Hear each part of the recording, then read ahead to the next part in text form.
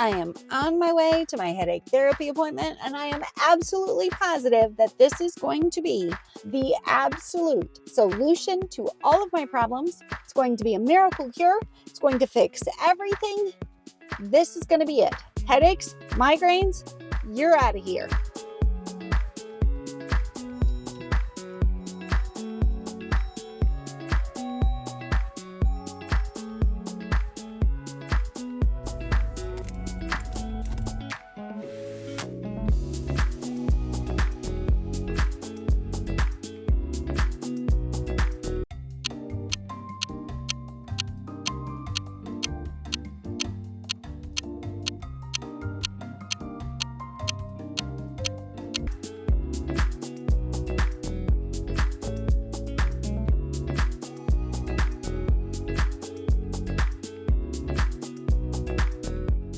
Well, I don't know about being the answer to all of my problems or a miracle cure, but I did learn a lot in today's physical therapy session, and I got a lot of good advice that I want to share with you because I think we all should be taking this advice.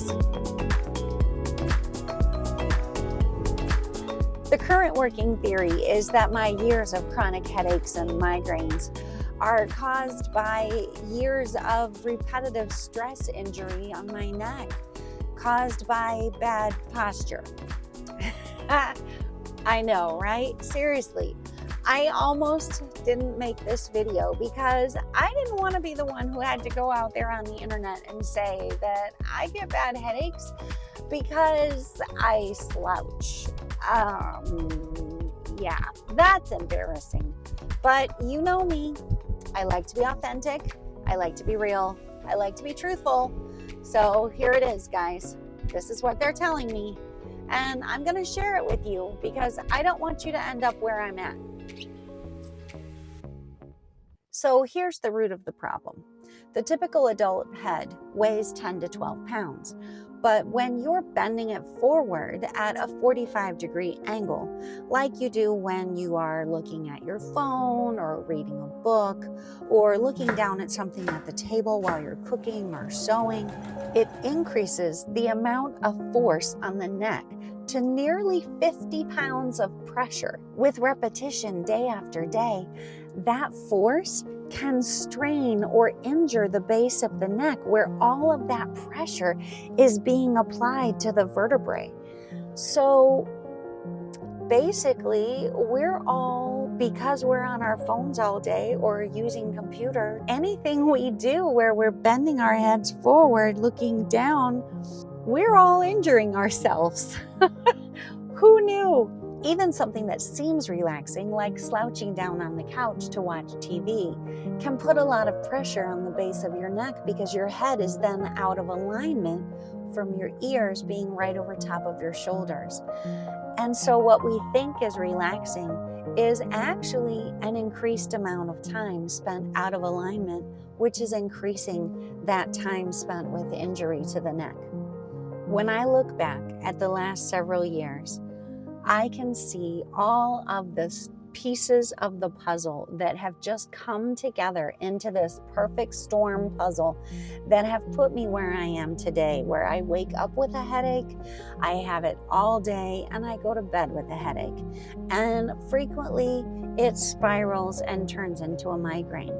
I worked 10 to 14 hours a day in a high-stress job where I was staring at a computer all day long. I video gamed for fun on a computer. I sat on my phone scrolling. I sew where you hunch over. I love to read, which is all bent over. I spent time slouching on my couch watching TV for relaxation. Basically everything that you could do wrong for my neck is what I did. So what have I learned and what am I doing differently? Well, the number one thing is to hold my head up and focus on my posture all the time, to keep my ears aligned right over top of my shoulders, tummy tucked in, shoulders back. Time to be a ballerina. The second thing I'm doing differently is that I'm changing how I use my phone. One way is that I'm holding my phone up in front of my face rather than looking down at it. This keeps the pounds of pressure on my neck at a reasonable level. And more importantly, I'm limiting how much time I spend on social media and on using apps that require a scrolling motion. But let me tell you why. I discovered something really fascinating the other day.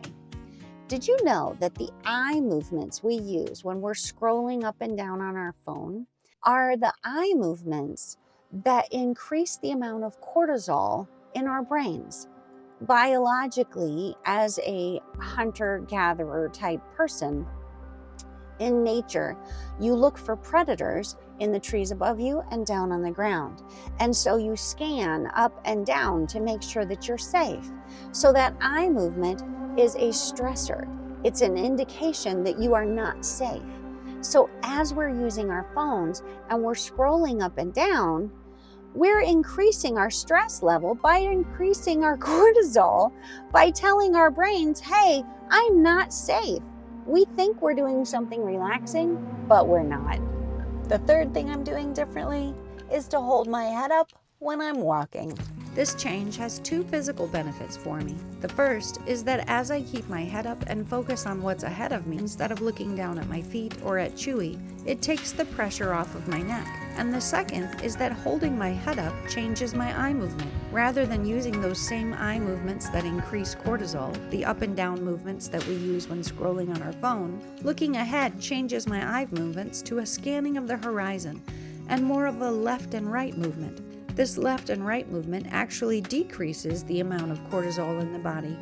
Now, I know this can sound like a bunch of hooey, so I've linked the doctor's video in the description below in case you want to hear it from someone besides me.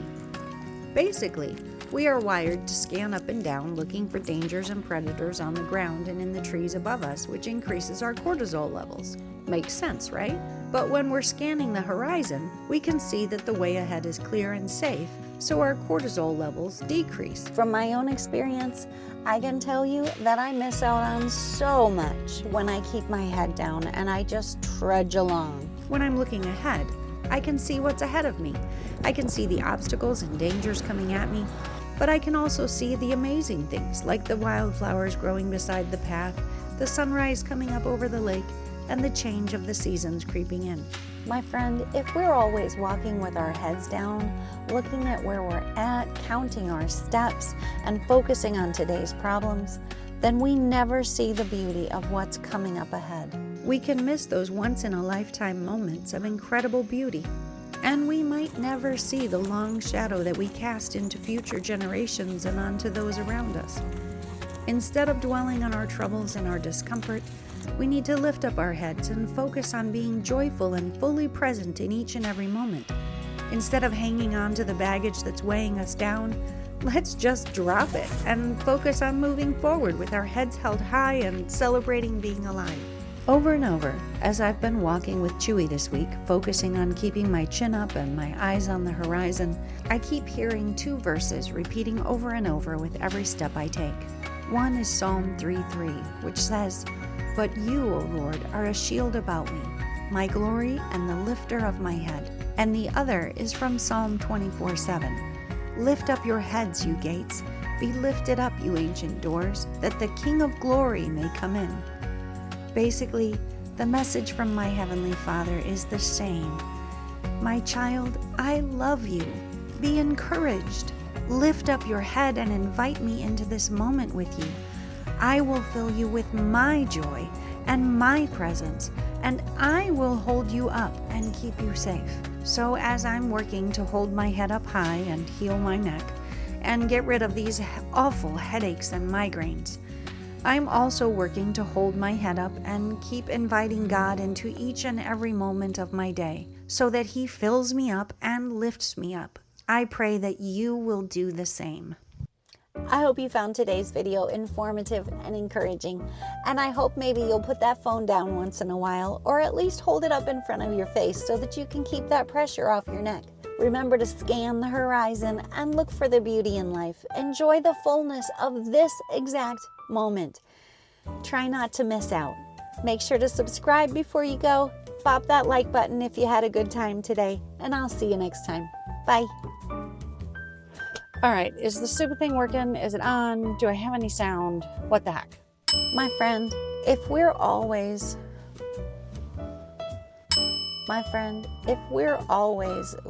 oh my gosh. My friend, if we're always walking with our heads down, focusing on right where we're at, counting our steps, and focusing on today's problems, I don't like that. My friend, if we're always, my friend, if we're always walking with our heads down, looking at where we're at, counting our steps, and focusing on today's problems, then we never see the beauty of what's coming up ahead.